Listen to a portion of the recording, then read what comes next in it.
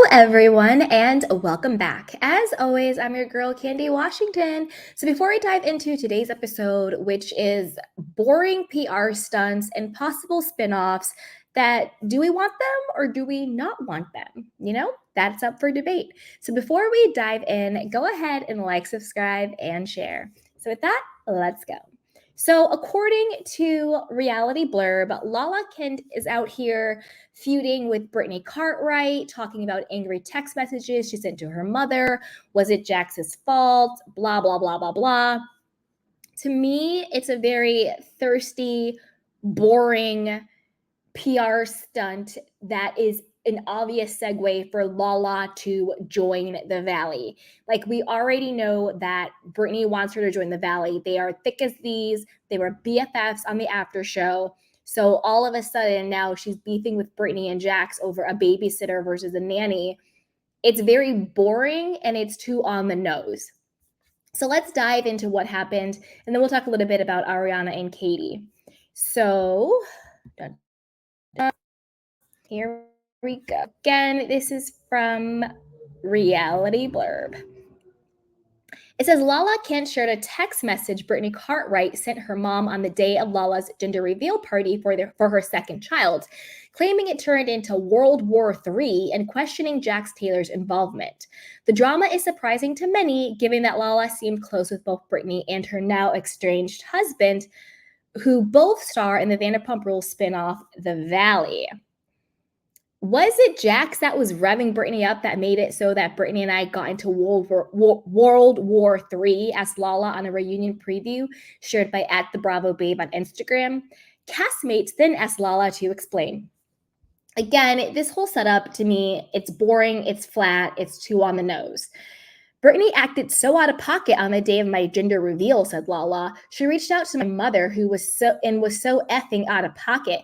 People like to get real Hollywood quickly and call babysitters nannies.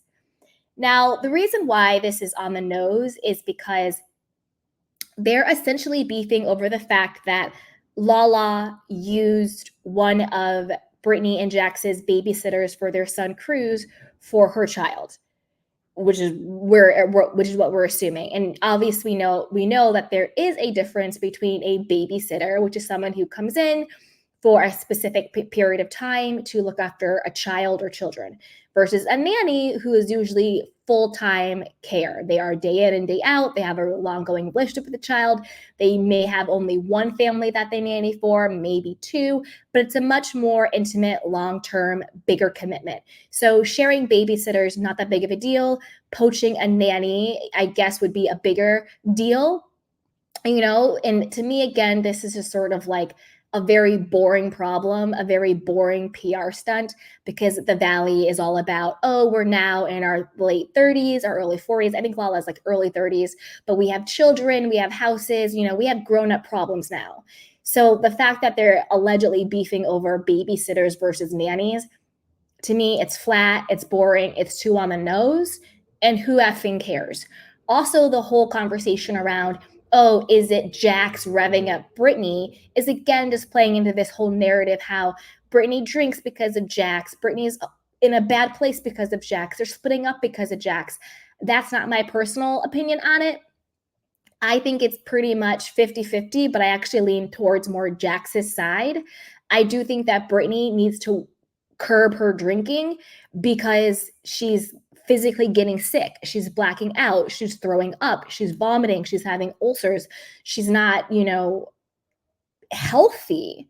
So it's not about Jax having a double standard, telling her not to drink when he drinks. It's if something is making you sick, whether or not I take that same, like it could be milk.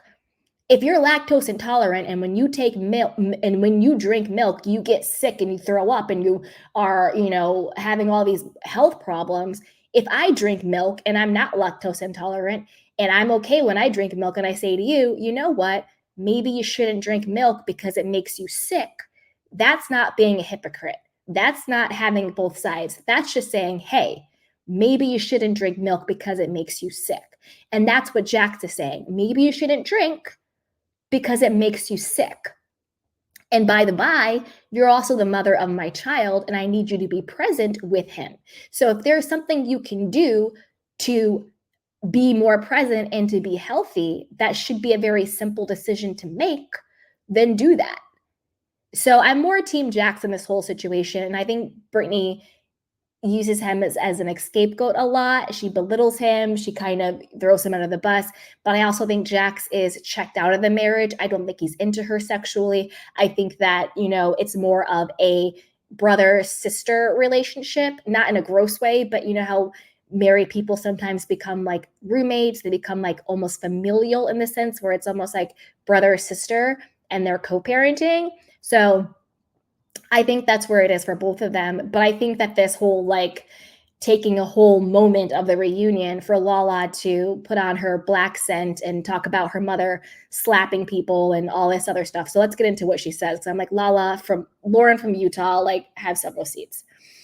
So she goes, do not text my mother the day that I find out we're having a baby girl and say, did you really hire our nanny without our permission? Lala continued. First of all, you're in Kentucky with your son Cruz, and she said, I have Jax yelling at me. And I said, well, then you need to have Jax call me so that I can eat him alive instead. She went on to say that a nanny and a babysitter are very different things. Had it not been Brittany, my mom would have slapped this hoe the next time she saw her, said Lala. My 63-year-old effing mom is being questioned by Kentucky Muffin. Are you joking? Lala, pipe all the way down. Like, I like Lala, and I do think that she had a lot of really good points throughout the season. A couple of things, particularly when it came to Katie, I didn't really agree with what she was saying.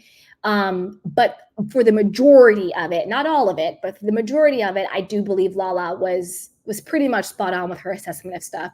But she also needs to like calm down. Like your 60-year-old mother slapping hoes. Like Lauren from Utah, please have several seeds. Don't make me call 50 Cent so he can put you in your place. Like, chill, girl, chill. Like you're doing a little bit too much. And also, this is boring. Like, if this is what the season 2 of The Valley is going to be, these people creating fake drama over nannies and babysitters, count me out. Like, I'm out.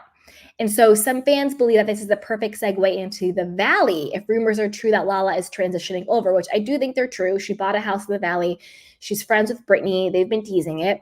Vanderpump Rules is pretty much over.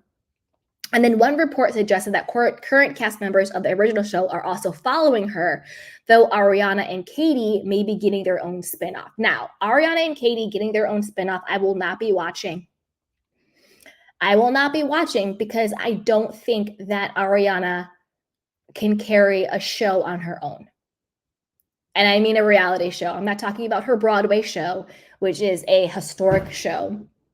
I'm just saying like a reality show where you have to have personality and engage with people.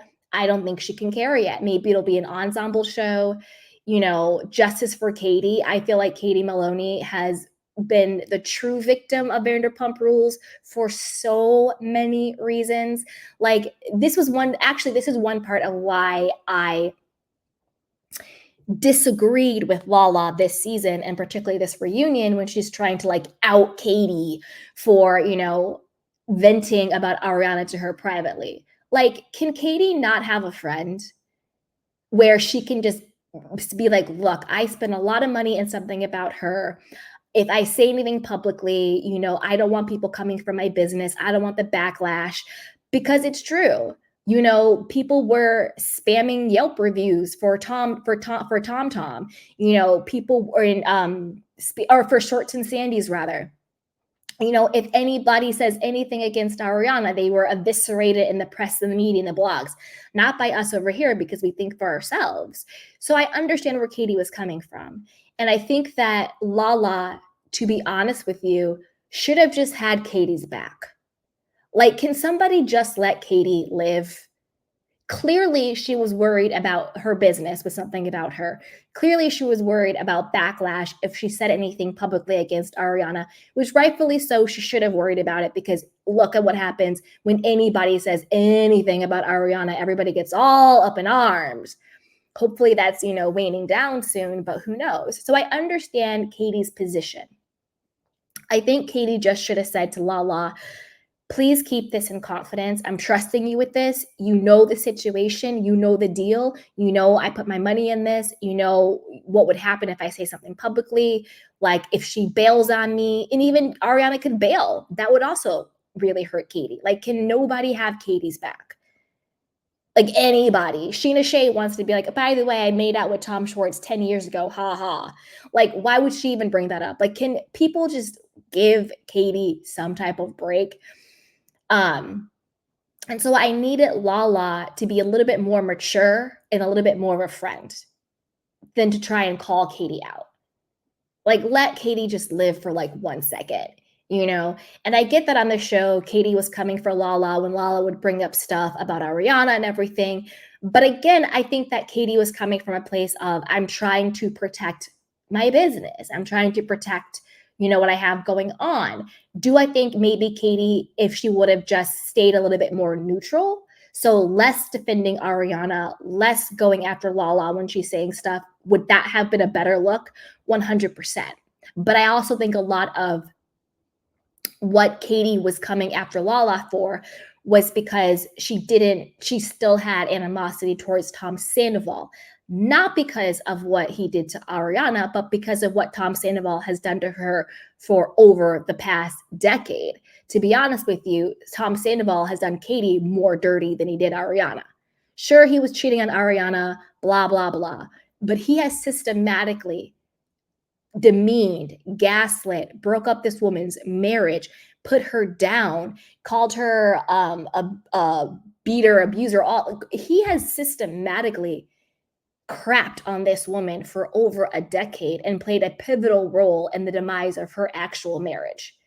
Doesn't negate Tom Schwartz's responsibility. He was 100% responsible, but Tom played a huge part in that. So I think that Katie was really living out all of that through Scandival. And I think that's why when Lala would kind of defend Tom or kind of call Ariana out, that is where I think her true reaction was coming from. But Lala was so short-sighted, she just sees it as, you're coming at me and you're defending Ariana. Like, can we have a little bit more intuition and emotional intelligence dealing with this stuff? Justice for Katie Maloney. I've said it once, I'll say it again, justice for Katie Maloney. But I want to know what you guys think. Are you even watching The Valley? Do you want Lala to join? For The Valley, I need Lala, maybe Sheena, but we got to cap it at that. Because I don't want The Valley just to become Vanderpump Rules leftovers. It's like the people who peaked in high school and now they get together every Friday night at the local bar talking about the glory days. I don't want that, And to me, The Valley itself, it's kind of flopping. I thought it had a really strong start, but it's devolved for me. And I want to know what you guys think about that. And would you watch a Katie Maloney and Ariana spinoff? They are partnering with Loverboy. So I wouldn't be surprised if there was some type of Lindsay, Carl, Kyle, Amanda, sort of mixing into some type of Summer House, Vanderpump. I don't know. Who knows? Would you guys watch that? Do we want to see something about her spinoff? I don't know if they're strong enough to do a spinoff. I'd have to see who's going to be a part of that ensemble. So I want to know what you guys think. And as always, be sure to like, subscribe, and share. Bye.